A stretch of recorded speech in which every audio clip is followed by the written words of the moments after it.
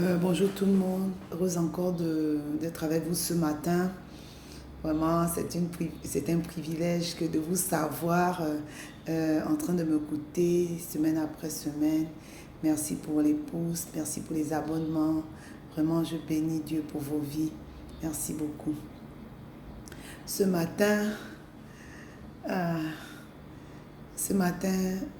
vraiment, euh, depuis que j'ai ouvert cette chaîne, j'ai parlé au début de l'appel et j'ai dit qu'on avait besoin, alors qu'on était appelé, on avait besoin d'être formé par rapport à l'appel qu'on a reçu. Ça, c'est une chose. Et on a aussi appris que, je ne sais pas si je l'ai vraiment dit, mais que la vie aussi va nous former. La vie va nous former et c'est là où même la majorité de notre formation va se passer. Il faut dire une chose, c'est que la parole de Dieu dit que tous ceux qui voudront vivre pieusement seront persécutés. Ça, c'est quelque chose qu'on doit déjà avoir pour ne pas être surpris. Voilà. Et on aura des épreuves qui viendront certainement de nous, du diable ou que Dieu va permettre. Mais tout ça fait partie de notre appel. Il a pu dire, lorsqu'il a envoyé Ananias vers Paul, il a dit que c'est celui que j'ai choisi, je vais lui montrer ce qui va souffrir à cause de mon nom. Voilà, Paul nous a précédés, beaucoup d'autres nous ont précédés et c'est ce à quoi nous sommes appelés. Donc, il faut dire une chose, c'est que lorsque on a accepté Christ comme son Seigneur et Sauveur, jusqu'à ce qu'il revienne, il faut considérer cela comme un voyage. Comme un voyage. Donc, il faut s'assurer comme un voyage. Donc, il va falloir, être endurant. Être endurant pour ne pas abandonner en chemin. Il va falloir être endurant. Et il faut dire une chose, c'est qu'on a toujours dit que lorsque le Seigneur appelle, il nous appelle pour être à son service, mais il ne nous appelle pas, pour nous. Il nous appelle pour être utilisés comme des instruments pour les autres. Alors que nous allons nous occuper des autres, lui va prendre soin de nous. Aussi longtemps qu'il va nous remplir et que nous n'allons pas déverser nos vies, Dieu va tout faire pour que nous soyons dans un tel inconfort qu'on n'aura pas d'autre choix qu'aller annoncer l'évangile.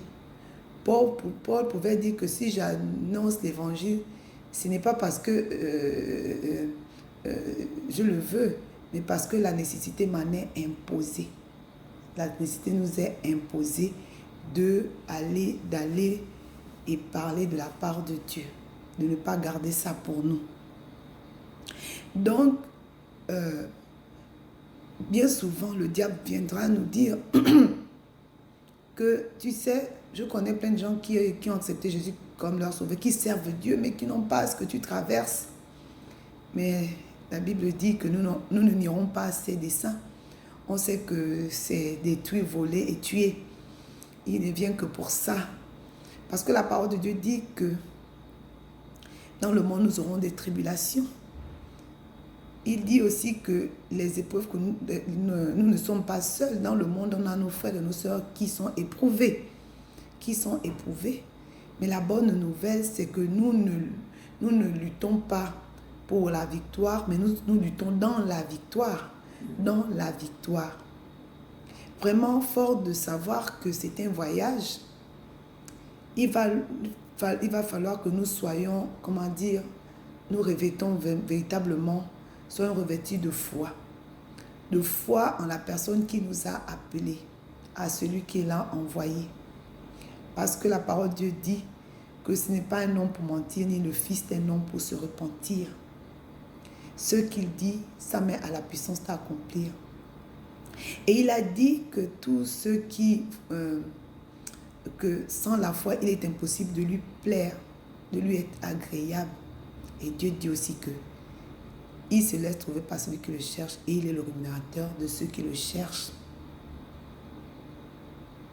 Dieu est celui-là, comme on a dit, qui a créé l'univers tout entier. Il est le Dieu tout-puissant. Il peut tout. Nous ne pouvons rien, mais nous connaissons le Dieu qui peut tout. Donc nous ne devons pas être surpris parce que nous traversons. Ne te décourage pas alors que, comme moi, tu as pris position pour le servir. Mais il faut dire au départ que tous les chrétiens sont serviteurs de Dieu. On a un appel général qui est celui d'annoncer l'évangile. Même si tu es né de nouveau aujourd'hui, tu peux témoigner de ça. Nous avons été dotés du ministère de la réconciliation. Après, il y a des appels particuliers. Alors que tu es en train, tu as commencé et tout roulait, et voilà que tu es dans l'épreuve, sache que ça va être ainsi jusqu'à ce que Jésus revienne. Mais ça n'empêche pas de jouir de la vie. De jouir de la vie. Parce que nous savons celui-là qui peut tout. Celui-là en qui nous avons cru et à qui nous appartenons. Dieu est notre Seigneur, nous sommes sa propriété. Et je vois mal quelqu'un, le propriétaire de quelque chose, je vois mal quelqu'un venir le lui prendre et rester comme ça. Dieu dit que si on veut rentrer dans la maison de quelqu'un, il faut lier l'homme fort qui habite. Et celui qui habite en nous, c'est le Dieu, c'est celui qui est plus grand que celui qui est dans le monde et plus puissant. Alors quelqu'un qui voudra te toucher devra passer par lui. Or, il n'y a pas plus fort que lui. Tout le reste n'est que créature. Tout le reste n'est que créature. Ceux qui ont accepté Jésus sont les enfants de Dieu et le reste n'est que créature de Dieu. Dieu dit que nos vies sont cachées avec Christ en Dieu. Dieu dit que personne ne viendra nous ravir de sa main. Alors ne te laisse pas impressionner par ce qui t'arrive maintenant. Je parle à toi. Dieu, si je parle aujourd'hui, c'est à toi qui as choisi de te positionner pour lui et qui est en ce moment dans une situation où tu as le désir de lâcher, d'abandonner. Dieu dit qu'il n'est pas avec ceux qui abandonnent, mais à ceux qui résistent.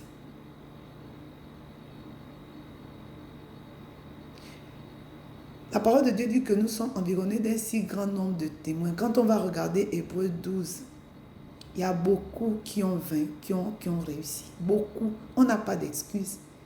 Même maintenant, là, de nos contemporains, il y a beaucoup qui sont avec Dieu et qui tiennent. On a beaucoup d'exemples. Alors, ce que nous voyons, c'est certainement la réalité. Mais la vérité, c'est la parole de Dieu. C'est la parole de Dieu. Il a dit, tous ceux qui voudront vivre pieusement seront persécutés. Il a dit, le Dieu de toute grâce qui nous a appelés, après que nous aurons souffert un peu de temps, il nous perfectionnera, il nous fortifiera, il nous rendra inébranlables. On a vu Joseph qui a choisi de ne pas coucher avec la femme de Potiphar. Est-ce que Dieu lui a réservé? On a vu Daniel. On a vu les amis de Daniel, Shadrach, Meshach, Abednego, qui ont choisi de ne pas se prosterner. Ils ont dit même que si Dieu ne vient pas les délivrer, ils ne se prosterneront pas. Quelle est cette souffrance, quelle est cette épreuve que nous traversons qui est plus que ça? La parole de Dieu dit que nous n'avons pas encore résisté jusqu'au sang. Et il dit, aucune tentation ne nous est survenue qui n'ait été humaine. Que dans la tentation aussi, prépare le moyen d'en sortir, afin que nous puissions la supporter. Dieu ne veille pas sur nos larmes. Dieu ne veille pas sur nos lamentations, sur nos peurs. Dieu veille sur sa parole. Il a promis être avec nous. Il a dit qu'il est avec nous jusqu'à la fin du monde. Nous sommes l'habitation de Dieu. Nous transportons sa présence. Il est là. Dieu est vrai. Dieu est réel. Oui, c'est vrai que la situation que nous traversons, on la voit, mais c'est la réalité, ce n'est pas la vérité. Dieu dit que lorsqu'on va traverser les eaux ne vont pas nous submerger, le feu ne va pas nous consumer. Il est avec nous. Croyons en Dieu. Croyons en Dieu.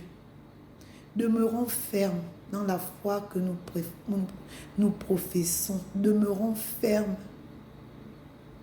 La foi, c'est la monnaie du royaume. Dieu répond à la foi. Il est dit qu'il nous sera fait selon notre foi. Ne laissons pas nos ennemis dire, il est où votre Dieu? La parole de Dieu dit que de nos yeux nous regarderons, nous verrons la rétribution des méchants. La rétribution des méchants. Nous ne prêchons pas l'évangile parce que nous le voulons. La nécessité nous en est imposée. Lorsqu'on prend cause et effet pour Dieu, Dieu se positionne pour nous. Dieu est fidèle. Dieu est notre Dieu.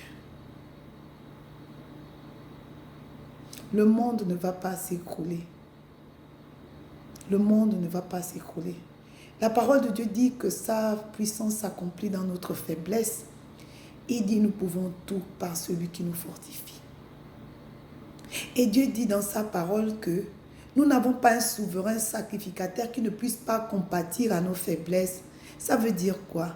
Dieu est venu, il a revêtu notre humanité. Il a pris nos péchés.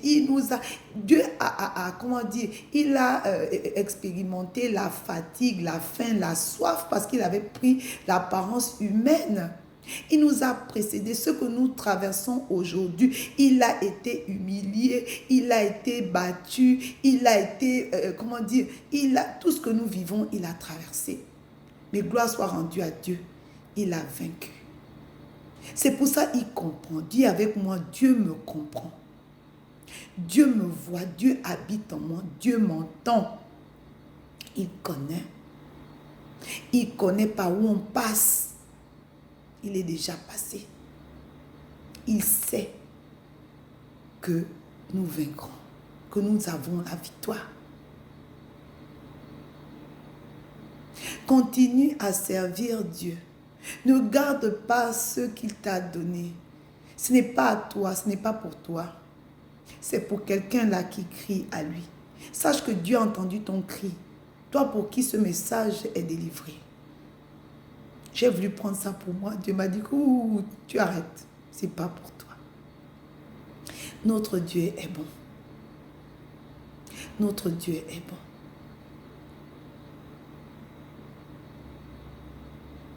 Dieu nous a donné une nouvelle nature. Ça veut dire qu'il nous a donné sa nature qui nous donne d'être comme lui. La religion nous donne un certain nombre de choses à faire. Tu dois. Mais avec Dieu, lorsqu'on apprend aussi à l'aimer, on commence à faire parce qu'on veut faire. Il nous donne une nouvelle nature. On peut aimer ceux qui nous persécutent. On peut prier pour eux. Bénissons le Seigneur pour nos ennemis. Bénissons le Seigneur pour les épreuves. La dernière fois, je disais, Seigneur, je te bénis pour les épreuves et je te bénis encore pour celles qui vont arriver.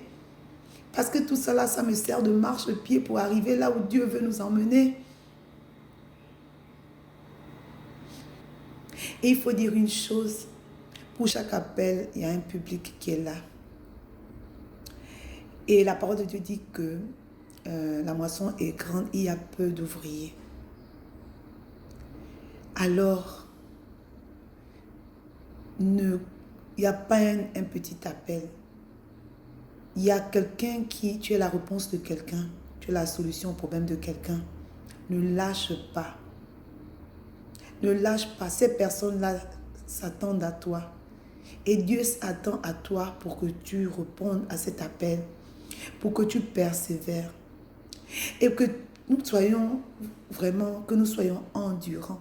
Parce que le voyage est long, la marche est longue.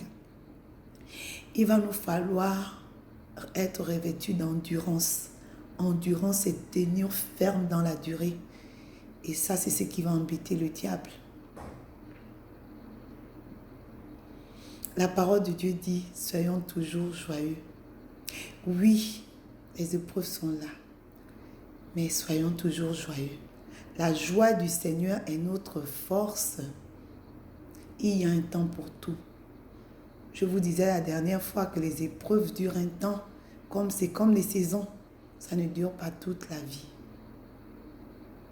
Alors, faisons preuve de persévérance. Nous avons une espérance vivante. Ce n'est pas une espérance comme ça, non. Nous croyons en Dieu et nous croyons en sa parole et à sa fidélité. Et nous savons que nous avons la victoire. Même quand tout semble nous dire le contraire, nous avons la victoire. Et Dieu est avec nous. Dieu m'aime. Dieu me comprend. Dieu m'entend. Dieu est en moi. Dieu est sur moi. Il est tous les jours présent. Demeurez bénis. Amen.